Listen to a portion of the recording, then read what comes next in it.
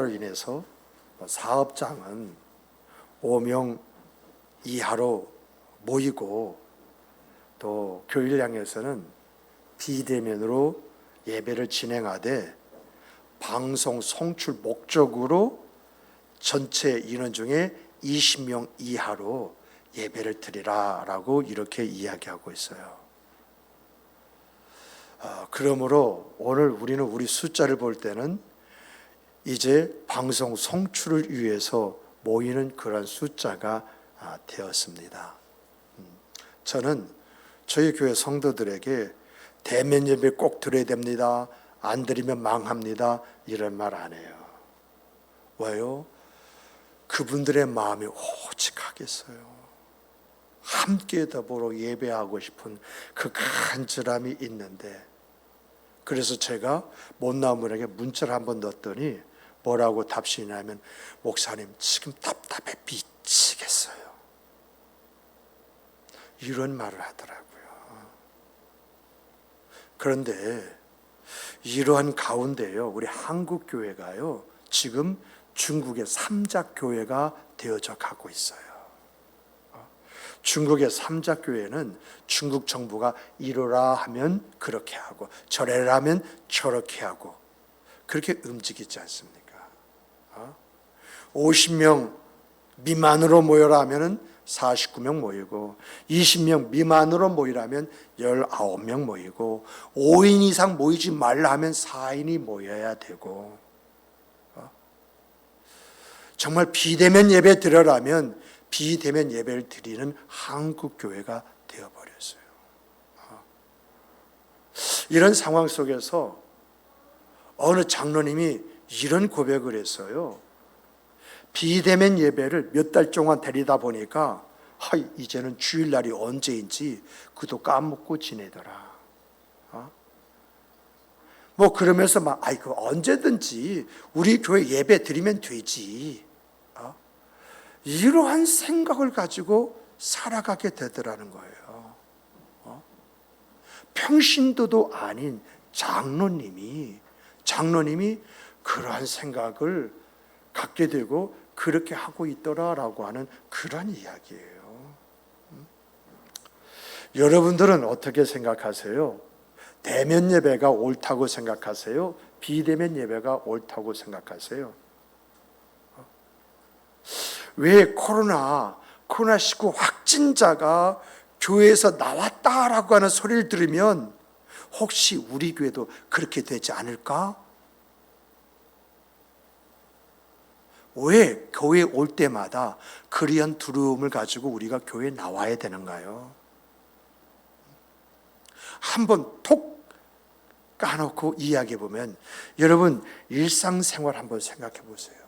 아무리 코로나가요 심하다 할지라도 가는 곳 다 가고요, 할 짓 다 하고요, 만날 사람 다 만나고 그러잖아요. 코로나가 2.5단계, 3단계 격상한다고 해서 여러분 지하철이 붐비는 거 붐비지 않던가요? 버스가 러시아워 시간에 사람 많이 타는 거 많이 타지 않던가요? 점심시간에 식당이 아무리 안 된다 할지라도 식당이 북적북적 되지 않던가요?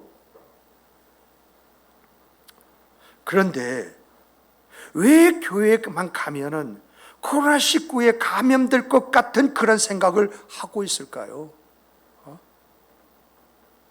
교회에 가서 확진이 되어지면 그것으로 파생되는 가정의 문제, 직장의 문제, 나의 동선, 그 동선이 겹치는 곳마다 영향을 줄 것 같은 그런 두려움에 사로잡혀 사는 것은 왜 그럴까요? 그러다 보니까 우리 안에 이런 생각이 있잖아요. 정부의 방침대로 코로나가 잠잠해질 때까지만 비대면 예배를 드리자 하면 비대면 예배를 드리면 되지, 왜 우리 목사님은 이런 고집을 부리고 있느냐, 이런 생각 안 가져보셨어요? 근데 여러분, 우리가 살다 보면은요 양보해야 할 것이 있는가 반면에 양보해서는 안 될 것이 있어요. 정말 교회에 확진자가 나오는데도 불구하고 교회에서 예배를 드린다고 한다면 믿지 않는 사람 있잖아요. 그 믿지 않는 사람, 그 입장에서 보면 그 사람들은 이해되지 못할 거예요. 아니, 믿는 사람들 가운데에도 왜 그러지? 라고 하는 생각 들 거예요. 우리 가운데도 그런 사람이 있을 수 있잖아요.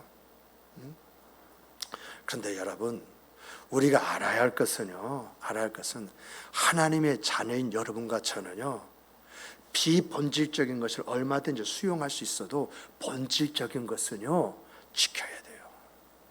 교회의 본질이 뭐예요? 교회의 정체성이 뭐예요? 예배잖아요. 예배를 위해서 부르셨다고 하고 예배를 위해서 우리가 존재한다고 그러고 예배를 통해서 하나님 앞에 우리가 마땅히 주신 바 은혜에 화답하는 그 아름다움을 가져야 된다고 그렇게 이야기하잖아요.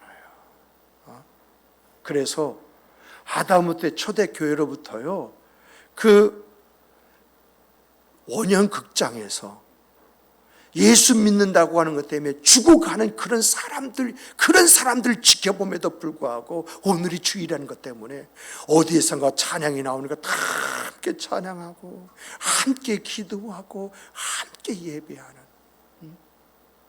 과목이 이 과목 저 과목 쫙 있다 할지라도 이구동성으로 함께 찬양하고 예배하는 그 모습 때문에 이러한 경기장에서 예수 믿는 사람이 죽어가는 것을 지켜보고 와 하는 사람들도 예수 믿는 사람은 과연 어떤 사람이기에 이런 상황 속에서도 저 지하에서 예배하는 예배 소리가 들리느냐? 오직 했으면 자기 모든 것을 다 던져버리고 카타콤베라고 하는 이 땅 속에 들어가서 그 예배를 지키기 위해서 예배를 드렸겠어요. 여러분이 어떻게 들으실는지 그건 모르는데요, 코로나19로 인해 가지고 교회 나오는 거 두려워하지 마세요. 오늘도요, 서너 분이 구청에서 나오셨더라고요. 얼마나 수고가 많아요. 이 추운 겨울에 애쓰잖아요.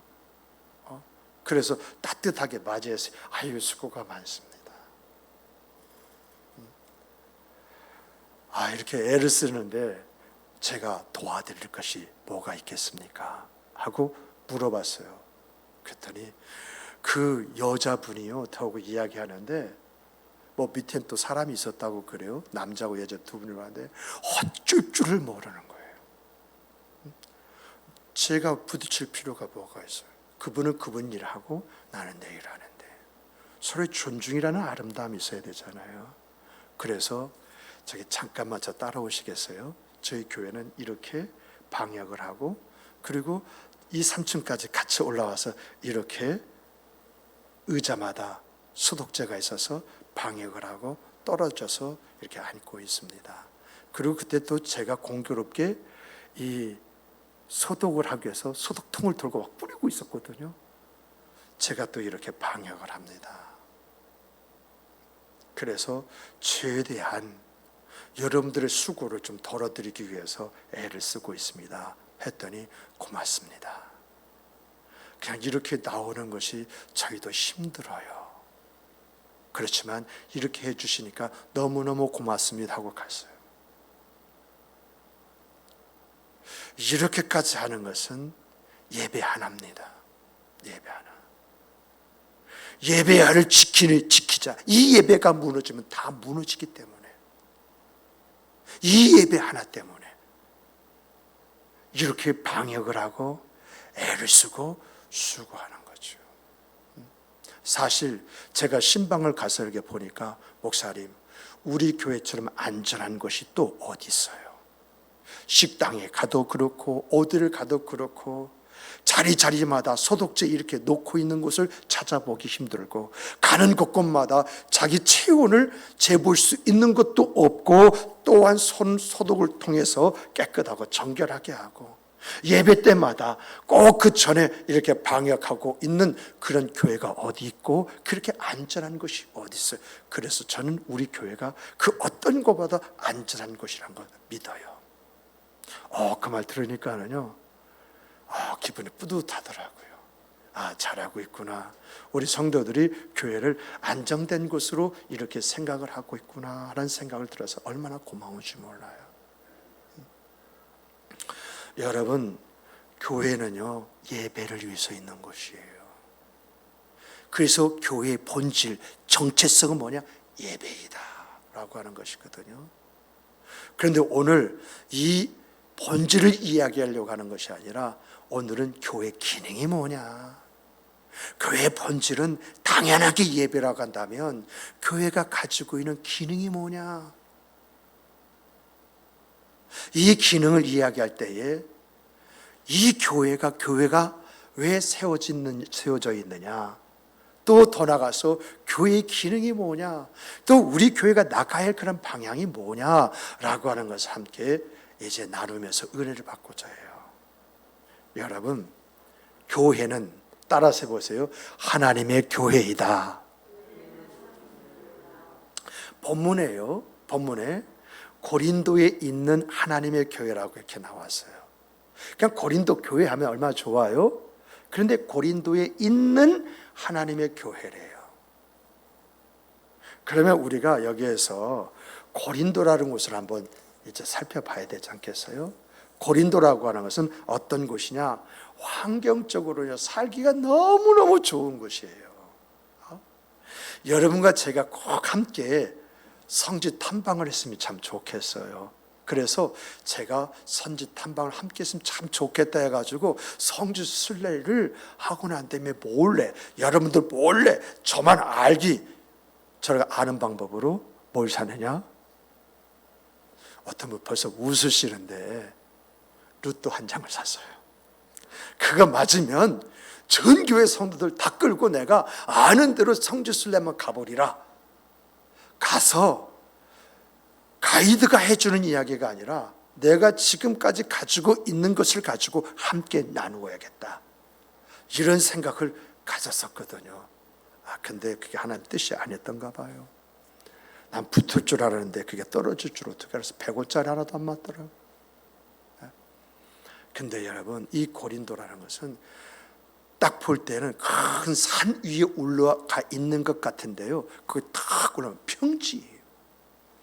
그러면서 다양한 시설이 하다못해 기초만 있는데도 불구하고 그 당시에 그 영화로움이 얼마나 컸는가라고 하는 것을 생각해 볼 수 있을 정도로 그 당시 시대는 환경적으로 너무 좋은 거예요. 그리고 또한 역사적으로 이제 자료를 보면은 철학이 굉장히 융성했던 곳이에요.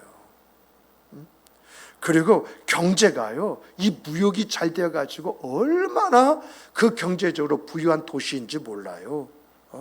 그리고 이 문화적으로요, 문명의 발달이 다른 곳에 따라오지 못할 정도로 최고의 위치 있는 그러한 곳이 고린도였었거든요. 그런데 이 도시는 이렇게 무역이 활발하고요, 다양한 문명이 교차되다시피 하다 보니까 각 지역에는 신들이 다 모였어요. 그리고 대표적인 여신이 하나가 있는데 그 여신을 위해서 신전이 있었거든요. 그런데 그 신전에서는 뭐죠? 창기가 있어가지고 음행이 공식화되어 있어요. 내가 복을 받기 위해서 신이 원하는 대로 창기와 결합을 한다고 하는데 문제가 있어? 창기하고의 부적절한 그러한 일을 치르고 나서도 집에 와서 부인 앞에 떳떳한 거예요. 나는 우리 가정과 우리 자녀들이 복 받기 위해서 그렇게 한 것이지 내가 원해서 그렇게 한 것이 아니다. 그러다 보니까 이 고린도 하면은 음탕한 도시로 또 소문이 자자했었어요. 이러한 곳에 교회가 세워졌다는 것입니다. 그런데 그 고린도라고 하지 않고 고린도에 있는 하나님의 교회다라고 이렇게 말한 이유는 그 뒤에 거룩이 따라오고 또 성도라는 말이 따라오는 것을 볼 때에 고린도 교회 성도들에게 너희가 어떤 사람이냐, 교회의 정체성을 일깨워 주기 위해서 고린도에 있는 하나님의 교회라 말을 하고 그 뒤에 거룩이 나오고 그 뒤에 성도라는 말을 통해 가지고 그들의 존재 그 자체를 일깨워 주는 것을 보게 됩니다.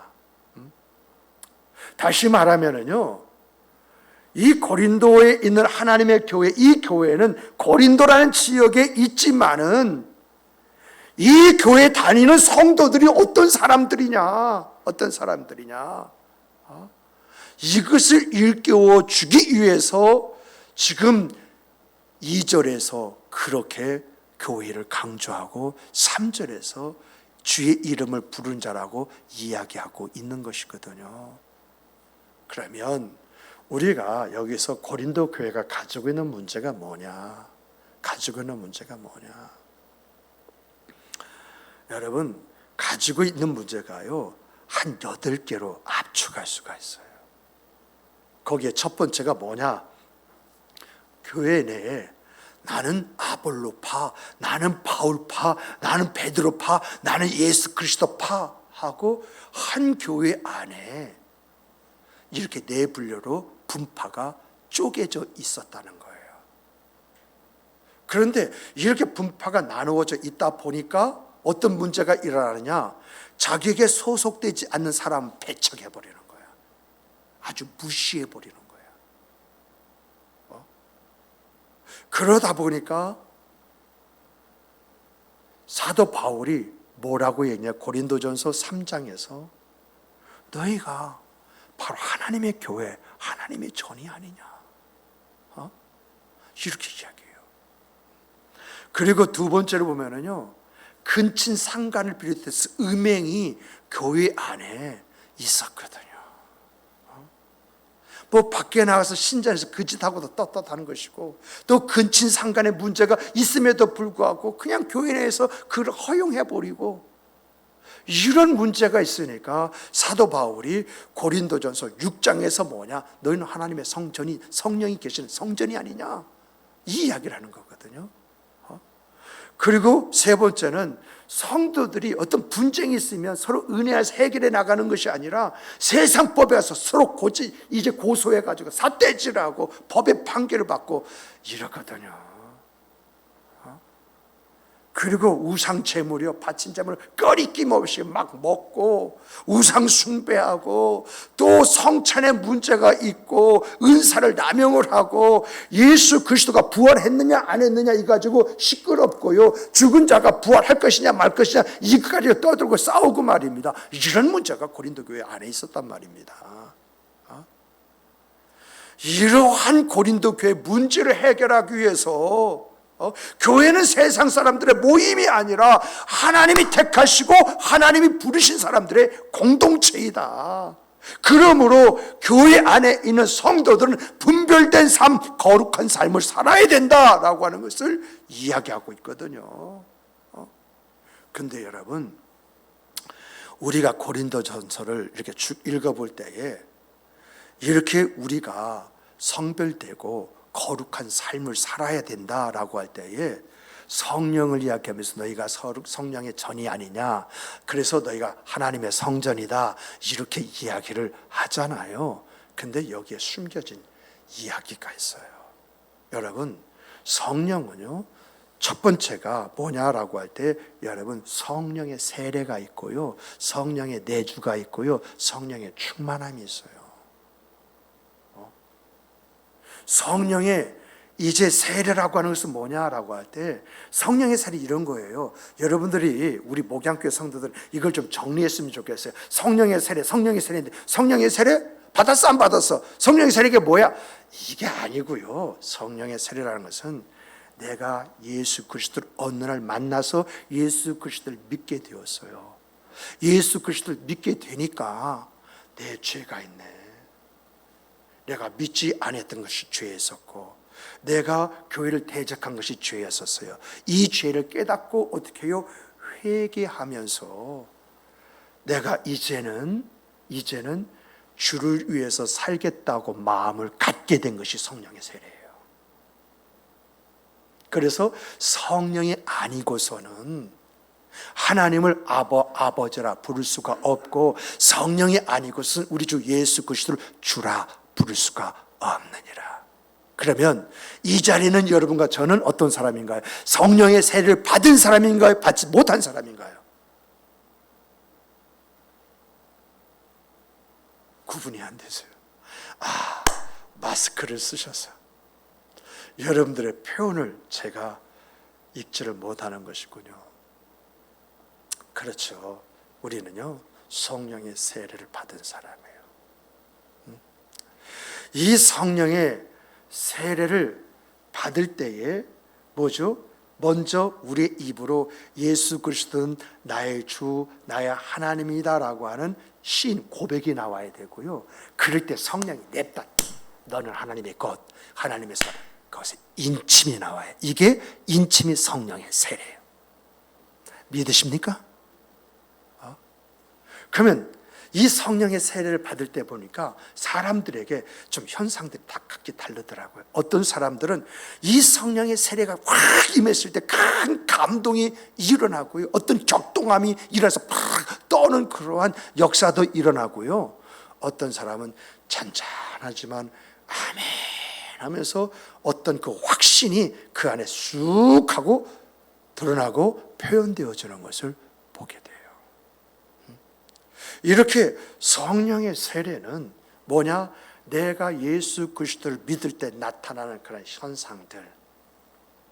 근데 중요한 것은 내가 예수 그리스도를 고백할 때에 성령께서는 나를 인치시더라. 그 인침이 뭐냐? 우리는 성령의 세례라라고 이렇게 이해하는 것이 좋아요. 그럼 성령의 내주는 뭐냐라고 할 때, 성령의 내주는요, 내가 성령의 세례를 받고 난 다음에 이 세상이 지금 정말로 가다 보니까 이 심란한 문제들이 막 일어나고 있네요. 그런데 이 성령의 내주라는 것은 예수 그리스도가 재림하실 때까지 예수 그리스도의 말씀에 따라서 예수 그리스도의 삶을 내 삶으로 만들어가는 그러한 사람들.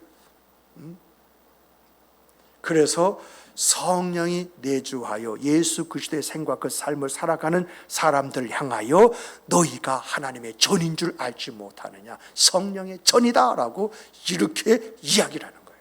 그러므로 여러분과 저는 누구예요? 성령이 내주하여 주시는 하나님의 전, 하나님의 교회라는 거예요. 뭐 때문에요? 성령이 내 안에서 내주하시기 때문에. 그래서 성령께서 우리를 보호하시고 지키시고 은혜를 베풀어 주시기에 내 내주하시는 성령을 가르쳐서 보호하시고 혜택을 주시고 가르쳐 주시는 분이시다 라고 이렇게 간단하게 이야기를 하는 거예요.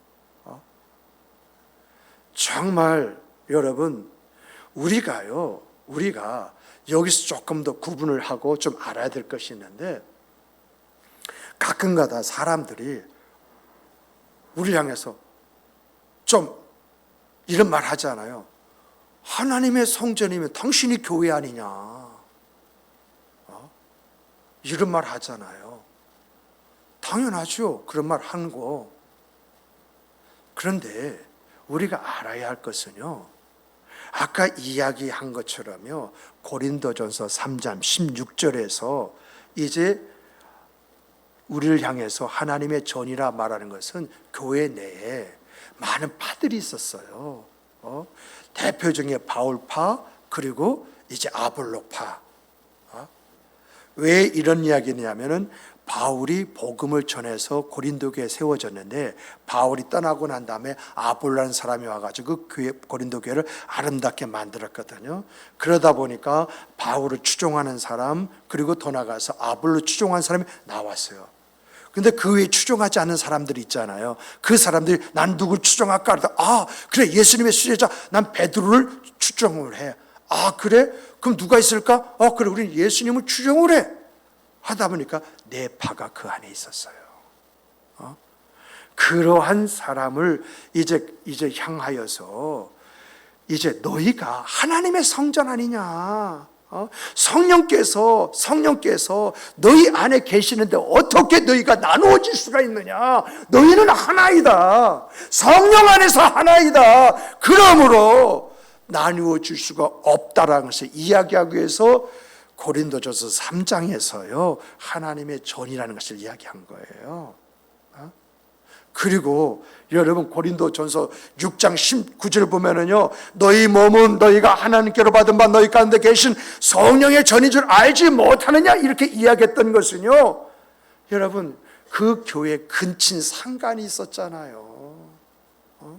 그 교회 내에 이제 음으로 양으로 말입니다, 음란한 그런 일을 행하는 그런 사람들이 있었단 말입니다.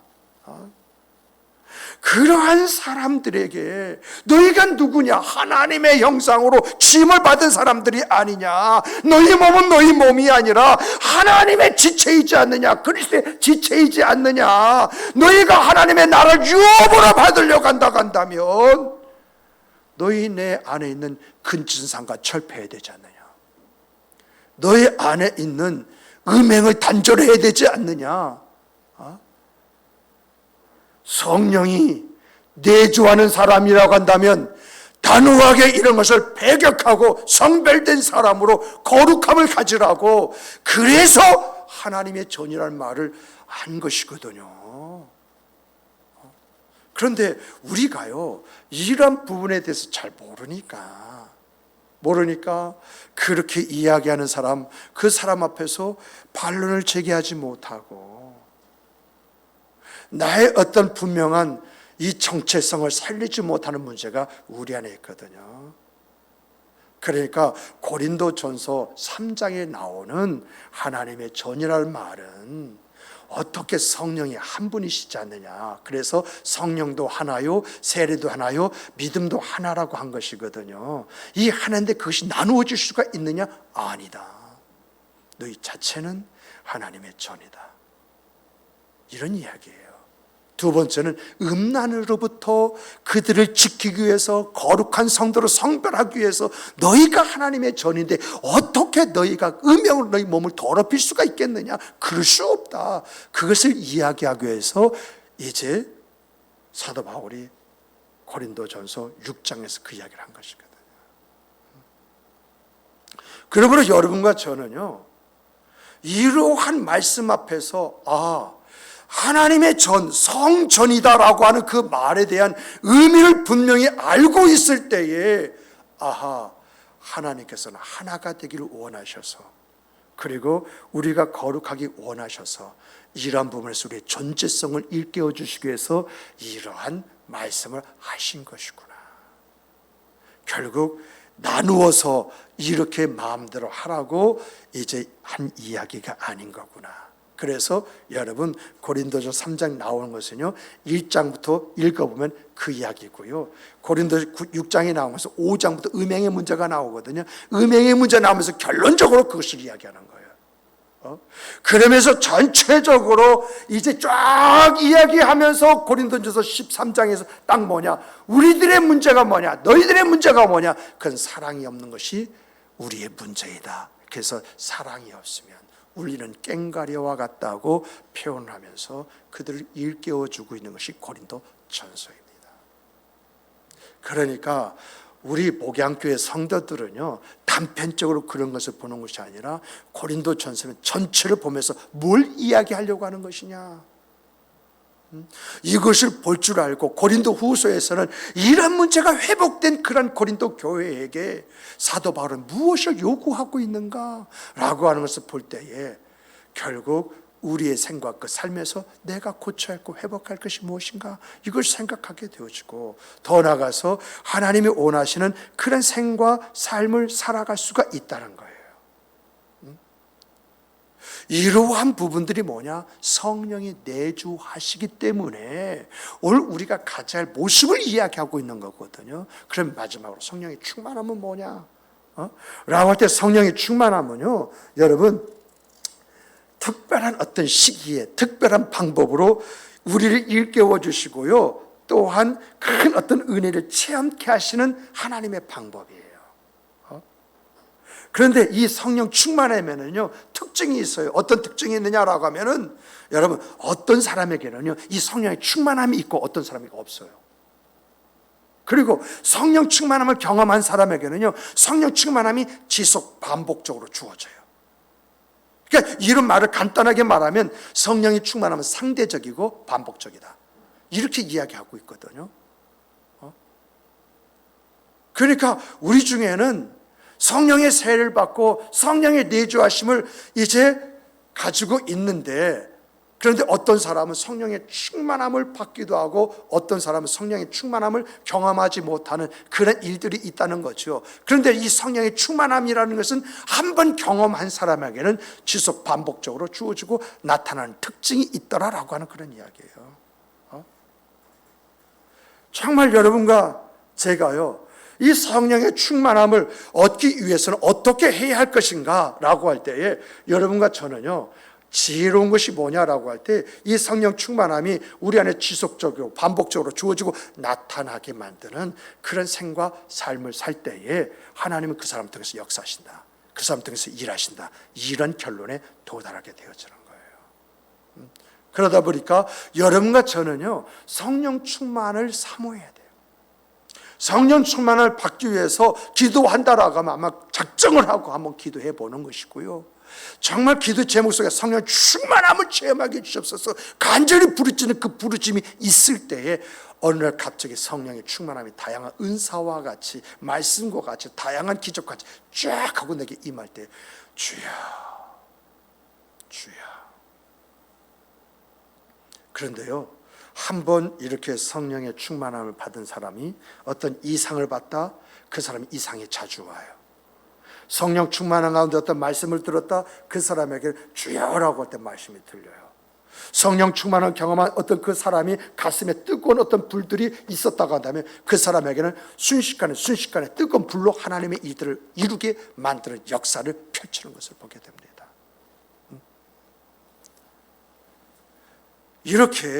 이렇게 성도들에게는 성령의 세례와 성령의 내조와 성령의 충만함이 있기 때문에 우리들을 가르쳐서 거룩한 사람이며 어디든지 주의 이름을 부르는 자라고 이렇게 이야기를 하고 있어요. 그렇잖아요. 여러분과 제가 어디 있더라도 주의 이름 부르자. 주 예수요. 주님. 이렇게 교회는 성령의 세례와 성령의 내재와 성령의 충만함을 입은 사람들이 모여서 세워진 곳이 교회예요. 그러므로 우리가 여기서 주목해야 할 것은요, 성령의 세례, 성령의 내주, 성령의 충만함이 없다 간다면 여러분, 그 사람은 교회다, 하나님의 교회다 말하기가 어렵다라고 하는 것입니다. 아무리 환경이 어떠하다 할지라도 성령의 세례와 성령의 내조와 성령의 충만함이 있으면요, 그러한 세계와 타협하지 않고 믿음을 지키고 그리고 하나님의 일하심과 역사하심을 드러내고 나타내게 된다라고 하는 것입니다. 여러분, 우리가 성령의 천 이렇게 이야기하는데요, 성령은요 삼위일체 하나님이잖아요. 그래서 성령의 세례, 성령의 내재, 성령의 충만함, 이 성령이 하나님이시기에 이러한 사람들이 모여있는 것을 가리켜서 하나님의 교회다. 아무리 고린도 그런 환경 속에 놓여있다 할지라도 그곳은 하나님의 교회이다, 이렇게 이야기한다는 것입니다. 그러므로 오늘 여러분과 저는요, 성령의 세례를 받은 사람입니다. 성령이 내주하시는 사람입니다. 성령의 충만함을 입은 사람입니다. 이런 여러분과 저에게 우리가 사모해야 할 것은 성령의 충만, 그분의 나타나신 그 역사심이 아니겠습니까? 정말 이전에 성도 한 사람 한 사람에게는 이런 성령의 충만된 그 역사가 입으로 삶으로 간증되는 역사가 있기를 주님의 이름으로 축복합니다. 그리고요, 두 번째는요, 하나님은요, 따라서 해보세요. 하나님은 교회를 통해서 일하신다. 자, 교회를 통해서 일하신다고 할 때는 교회의 기능을 이야기하고 있어요. 교회의 기능을 이야기할 때는 크게 네 가지로 이야기합니다. 그 첫 번째가 캐리그마, 이건 복음 선포예요. 두 번째가 디다케, 교육이에요. 세 번째가 코이노니아, 친교예요. 네 번째가 디아코니아, 봉사예요. 이게 교회가 교회로서의 역할과 기능을 감당하는 것이거든요. 그러면 교회 안에는 캐리그마, 복음 선포가 있어야 되는데, 여러분, 이 복음 선포, 그 캐리그마를 쉽게 말하면 전도와 설교예요. 전도라고 하는 것은 무조건 우리가 다른 사람을 끌어다가 데려다 놓는 것으로 이렇게 생각하고 있는데요, 끌어다 데려놓는 것은 하나님이 하실 일이고요, 여러분과 저는 도를 전하는 거예요. 예수 그리스도의 복음을 전하면 감동케 하시고 그가 내 손을 붙잡고 따라 나오게 하시는 것은 하나님의 일이라는 거예요. 그러니까 여러분과 저는 어떻게 해요? 캐리그마, 내가 교회에 성령의 충만함을 입은 사람이라면 복음을 외치는 자가 되어야 되는 거예요. 그리고 저 같은 경우는 목사로서 여러분들에게 이렇게 우리가 합시다, 주의 말씀대로 이렇게 살아가 보십시다라고 설교를 하는 것이 이게 캐리그마예요. 이렇게 복음이 선포되는 바로 그곳에 구원이 일어나게 되어 있고요, 그곳에서 변화가 일어나게 되어 있고요, 그곳에 하나님의 역사가 일어나게 되어져 있다는 것입니다. 그러므로 여러분과 저는 어떤 사람이 되어야 됩니까? 저는 말씀 안에서 그 말씀이 그러한가요? 살펴보고 또 살펴보고 말씀을 여러분에게 전하는 자라고 한다면, 여러분은 믿지 아니하는 그런 가족, 믿지 않은 사람들에게 가서 예수 좀 믿어보라고, 내가 예수 믿음으로 말미암아 이런 생각, 그 삶을 살게 되었노라고, 내가 가진 것은 없지만 나처럼 자유한 사람이 과연 어디 있는지 찾아보고 싶다고, 이런 말을 하는 것이 복음을 선포하는 것이거든요. 우리 교회 보면 우리 교회 성도들이 잘 되어지고 우리 교회 성도들의 자녀가 잘 되어지고, 이런 부분들이 다 뭐예요? 하나님 앞에서 우리가 제대로 신앙생활하니까 주신 은혜와 은총이잖아요. 그 은혜의 결과잖아요. 그 은혜의 결과를 내가 전하는 거예요. 이게 캐리그마라는 겁니다. 그리고요, 디다케는 교육이에요. 이걸 가르치는 것을 이야기하는 거거든요. 예수님께서 예수님의 제자와 무리들을 가르친 것처럼 우리도 참다운 신앙생활을 보여줘야 된다는 거예요. 정말 예수 믿는 것들이란 말이기에 비아냥거리는 거잖아요. 근데 예수 믿는 사람들라고 할 때는 이건 존중해서 나오는 이야기잖아요. 무언가 상대방이 나로 하여금 그렇게 존경스러운 그런 표현을 할 수 있도록, 모든 사람들이 이제 대제사장과 제사장과 서기관들은 예수를 이단이라고 이렇게 할지라도 정말 그 예수의 그 깊이 있는 말씀과 그 섬김과 사랑 속에서 예수라고 한다면, 그래서 라보니 하면서 따라다니는 거죠. 이러한 것들이 우리 안에 있어야 된다는 겁니다. 이런 우리가 되기 위해서는 먼저 우리 교회 성도들끼리 섬기는 것이 있어야 돼요. 저는요, 이번에 추석 때, 이번 작년이죠. 작년 이 성탄절 때 얼마나 감사한지. 여기저기서 막 케이크를 하겠대요. 그래서 기다려봅시다. 이렇게 했거든요. 근데 아마 누군가 저에게 직접 이야기를 했다고 하면, 그래요? 하나님께서 성도님을 통해서 이야기가 그 사람 했는데 전부 다 들리는 소리에 집사람이 여보 누구도 한다고 하는데 누구도 한다라고 하는데 이렇게 이야기가 나오는 거예요. 그래서 내가 직접 들은 이야기가 아니기 때문에 그냥 그래 하고 넘어갔는데, 여러분 스스로가 다 조율하잖아요. 우리 최혜숙 집사님 정말 제가 물어봤어요. 온 가족이 다 동원돼 가지고 바느질하고 막 그거 집 넣고 포장하고 그랬대요. 그 자기가 가지고 있는 기능 가지고 이 섬김 이게 쉬운 겁니까? 우리 또 이제 김정숙 A 권사님 그 그릇 만드는데 그 하나하나 다 기기로 찍어내는 게 아니고 하나하나 그리는데 아마 우리 권사님 눈 빠지고 그냥 손이 흔들흔들 그냥 떨지를 않았을까 하는 생각이 들 정도로 그렇게 해서 구워가지고 다 포장하는데 포장지까지 다 사가지고 깔끔하게 해서 딱 선물하잖아요. 또 더 나가서요, 우리 최근정 집사님 그냥 배달 사고가 좀 났습니다만은 아마 그 케이크 전부 다 맛있다고 하더라고요. 그래서 아마 우리 교회는 올해 성탄절에 만약 누가 케이크 한다면 아마 그분은 성심당에 가서 미리 주문을 해야 성도들이 맛있다고 그럴 것이지, 아마 다른 것 주문하면 뭐 이런 걸 했어 이런 말 들을 수도 있어요. 이 이야기는 뭐죠? 얼마나 서로가 그 말씀 안에서 섬기려고 하는, 그러면서 그 섬김 속에서 아름다운 덕을 나누는 것이 이게 뭐냐라고 할 때 디다케입니다. 그럼 코이노니아는 뭐냐라고 할 때 이 코이노니아는요 뭐냐면 수직과 수평이에요.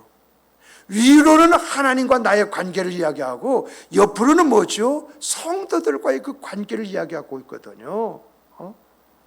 그래서 이 코이노니아는 교제, 교통, 친교라고 하는 것이거든요. 서로가 없어? 나 있어. 가지고 왔어. 그냥 아이고 잘 지내? 이게 아니라 무언가 도움이 필요한 사람에게 은근슬쩍 써봐. 괜찮더라? 아무것도 아닌 것처럼. 누가 뭐 필요한데 그래? 가만히 있어보자. 가만히 있어. 여기서 누가 가지고 있는 거 내가 들었는데 전화해가지고 그거 있지? 누가 좀 필요한데 좀 빌려줄래? 바로 그런 거예요. 저기 신방하다 보니까 누가 미싱이 필요하대요. 그랬더니 그거 내가 필요할 때까지 써. 이런 게 친교예요. 정말 실질적인 그런 도움을 주고받는 것, 이러한 것들이 뭐죠? 코이노니아예요. 말로만 잔치를 벌이는 것이 아니라 실질적으로 그 도움이 되어지는 바로 그런 아름다운 모습, 그것이 바로 코이노니아라는 거예요.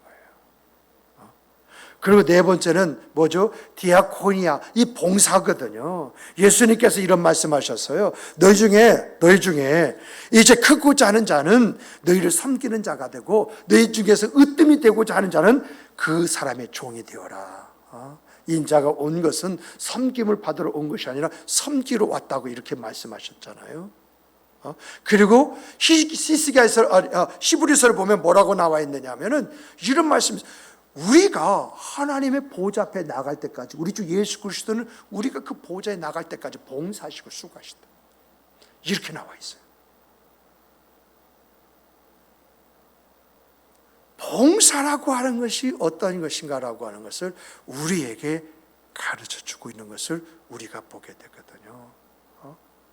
그래서 초대교회를 보면은요, 다 하나가 되어가지고 그 말씀을 듣고 그 말씀을 전파하고 서로가 받은 그 말씀을 나누는 가운데에 모이기를 힘쓰고, 떡을 서로 떼기에 힘을 쓰고, 물건을 서로 나누고, 더 나아가서 재산과 소유를 팔아가지고 각 사람의 필요대로 채워주고 순전한 마음으로 기쁨을 나누었다라고 이렇게 이야기하고 있는 거예요.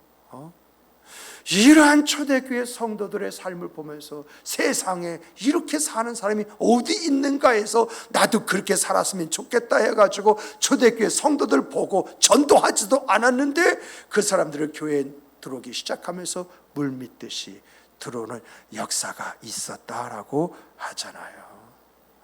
그러므로 오늘 우리들이 우리 교회에 있어서는 이제 캐리그마가 부족한가, 디다케가 부족한가, 코이노니아가 부족한가, 디아코니아가 부족한가, 이것을 우리는 살펴보는 사람이 되어야 되거든요. 저는요 참 감사하게 여러분 캐리그마, 여러분들에게 설교 말씀을 할 때마다 여러분들이 변하고 움직여요. 여러분들의 그 관계 속에서 보이지 않게 이렇게 이제 삶으로서 보여주고 드러내고 나타나는 아름다움이 있어요. 여러분들에게 정말 코이노니와 아름다운 친교 속에서 또 섬김의 귀한 부분들이 있어요. 그리고 여러분들 안에 디아코니아가 있어가지고 서로가 힘을 주고 서로가 이제 섬김에 있어서 이제 자기 자신을 낮추고, 정말 얼마나 아름다운지 몰라요. 제가요 어느 식당에 가가지고 목사님들 이렇게 같이 밥 먹고 그러길래 다 아는 사람이라서 나오면서 그냥 한 90도는 안 되고 조금 이제 90도 높게 꼬박하고 인사를 했어요.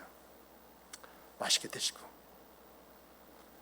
그랬더니 그 중에서 모르는 목사님들이 아이 저분이 누군데 목사님에게 이렇게 전하듯이 인사합니까? 그렇게 이야기하는 거예요. 그러니까 목사님한테 설명하려면 길어 이렇게 이야기하면서 이제 몇 마디 하시는 것을 듣고 나왔는데, 여러분 제가 90도 그 목사님에게 절했다고 해서 내 이미지가 손상이 되고 나이가 문제가 옵니까? 내가 90도 가까이 이제 저 인사하는 것을 통해 가지고 그 인사를 받는 목사님이 높아진다고 한다면 그 목사님은 그 주변에 있는 목사님들에게 어떤 목사님이 이 시기에 저 목사님 저렇게 인사하는가 하고 그분을 존중해 주지 않겠어요? 내 인사 하나가 그 주변에 있는 분들에게 그러한 존중을 받을 수 있다고 한다면 얼마든지 할 수 있는 거 아니겠습니까? 그렇다고 해서 내게 문제 있는 건가요? 문제 없잖아요. 이런 것이 디아코니아라는 겁니다. 이러한 부분들이 우리 교회에 있잖아요. 정말 이렇게 교회의 기능을 살리기 위해서 애를 쓰고 수고하는 여러분들에게 하나님의 갚아주심이, 하나님의 역사심이, 하나님의 놀라운 그 역사가 있기를 주님의 이름으로 축복합니다. 축복합니다. 축복합니다. 세 번째로 보면은요, 세 번째라면 오늘 우리 교회는 따라서 해보십시다. 하나님의 일하심이 충만한 교회가 되자. 여러분, 이걸 어떻게 설명을 해야 할지 모르겠는데 저는요 어떤 성도가 그 말에 아멘 했어요. 그 말은 뭐냐면, 목사님 이제 우리 교회가 부흥만 하면 돼요. 누가 했는지 모르겠어요. 그 얘기를 딱 할 때 아멘 내가 그랬어요. 여러분, 우리 교회가 컸어요. 그런데 훈련되지 않고 준비되지 않았다고 생각해 보세요. 우리가 기능적으로 캐리그마, 디다케, 코이노니와 디아코니아가 준비가 되지 않았다고 한다면, 새로운 사람이 있고 교회가 컸다면 싸움박질밖에 더 하겠어요? 뭐 하자면은 여기서 저런 의견, 저기서 저런 의견, 그러다가 아무것도 못하지 않겠어요? 그런데 우리 교회는 이렇게 준비가 되어져 있어요. 그래서 자연스럽게 우리 교회가 부흥하면은 우리 교회가 하고자 하는 그런 부분에 이 사람들이 자연스럽게 목양교회는 이렇게 하는 교회구나 따라오게 되어져 있어요. 그래서 이제 큰 교회가 어떤 일을 하게 가능성이 더 높으냐, 우리 교회가 더 높으냐라고 할 때 저는 우리 교회에다가 줍니다. 예를 들어서 보세요. 우리 교회가 포럼하고 세미나하고 여러 가지 부분에서 작년도 많은 교회를 도왔어요. 여러분, 작년에 도운 교회가 한 500여만 원 넘어가더라고요. 기가 막히잖아요. 어찌 우리 교회가 이러한 교회가 될 수 있느냐라고 하는 거예요. 여러분들이 헌금을 해가지고 이제 도와드리고 또 교회적으로도 이제 한 두 교회 정도 이렇게 해가지고 임대를 드립시다 하고 또 더 나가서 또 어떤 분이 또 이야기하다가 우리 교회가 이렇게 좀 도왔으면 좋겠습니다 했더니 헌금한 것 가지고 또 돕고. 이야, 진짜 대단하잖아요. 몇 명 안 되는 교회에서. 그런데 우리 교회가 부흥했다고 생각해 보십시다. 저는요, 숫자적으로 이게 딱 보니까 40명 딱 되더라고요. 근데 80명 모인다고 하십시다. 그러면 우리가 지금 했던 이야기 2배만 할까요? 80명이면요, 더 힘이 줘서 시너지라는 게 거기에 나와서 어떤 일을 어떻게 감당할 줄 몰라요. 정말 교회의 기능과 역할, 성경에서 말하는 교회는 이렇게 해야 된다고 가르치신 그 말씀대로 우리는 그렇게 신앙생활하는 교회가 될 거예요. 정말 오늘 우리의 교회는요, 부흥만 하면 어떤 일이든지 감당할 수 있는 교회가 되었어요. 정말 우리 교회가 부흥하면요, 놀라운 시너지들이 우리 안에서 주어지고 나타나게 되어 있고요. 아까 여러분들에게 이야기했듯이요, 성령 충만함은 어떤 사람에게 지속과 반복적으로 주어진다고 하듯이요, 하나님께서 우리 교회를 보시고 그래, 이 목양교회는 내가 기뻐하는 그런 일을 하게 되는 그런 교회가 될 거에는 확신이 주어지면 하나님께서 부흥시켜 주지 않겠어요? 하나님께서 여러분의 각 가정의 모든 사업과 일들의 풍요로움에 아름다움을 주셔서 각 사업체마다 하나님의 귀한 일을 맡은 그런 기업으로 세워지지 않겠어요? 저는 이런 꿈을 가지고 있어요. 꿈을. 정말 하나님께서 이 교회를 그렇게 사용하시고 이 교회를 그렇게 사용하여 주시되 여러분 각자에게 하나님이 이렇게 역사하셨습니다. 하나님 주신 은혜가 이것입니다. 나는 주의 일을 품었더니 하나님은 내 일을 책임져 주셨습니다. 이렇게 책임져 주셨습니다. 저렇게 책임져 주셨습니다. 이렇게 역사하셨습니다. 이것이 이 자리는 여러분과 저의 간증이 되기를 주님의 이름으로 축복합니다. 축복합니다. 하나님이 일하시는 교회, 이 목양성결교회가 될 것을 믿습니다. 이 믿음 안에서 진정 기도하시고 이 믿음 안에서 이 믿음을 키워가남을 통해서 하나님의 일하시고 역사심이 바로 이것이구나라고 하는 것을 깨달아 아는 데에서 지속 반복적인 하나님의 역사가 여러분의 삶의 찬송이 되는 그날이 속해 오기를 주님의 이름으로 축복합니다. 축복합니다. 축복합니다. 우리 함께 기도하시겠습니다.